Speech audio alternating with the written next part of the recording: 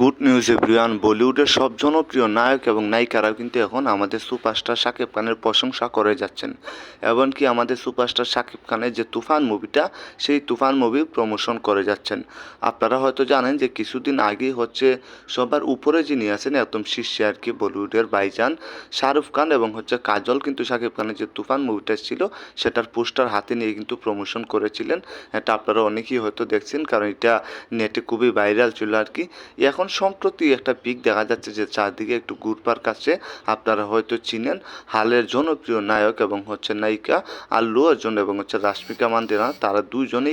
তারা দুজনেই হচ্ছে টি শার্ট গায়ে দিয়ে একটি ছবি তুললেন আর কি, একসাথে দাঁড়িয়ে। সেখানে দেখা যাচ্ছে যে তাদের বুকের মধ্যে বা তাদের টি শার্টে হচ্ছে শাকিব খানের যে তুফান মুভি, সেই তুফান মুভির পোস্টার লাগানো।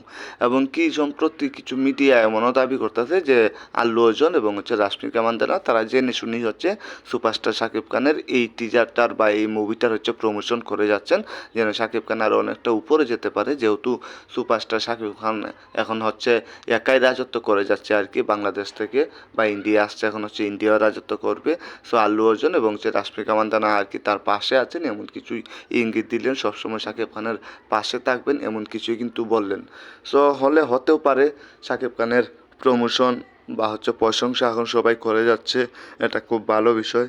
শাকিব খান আরও অনেকটা এগিয়ে যাক, এটাই আমরা চাই। So like comment share and subscribe করে দিয়েন।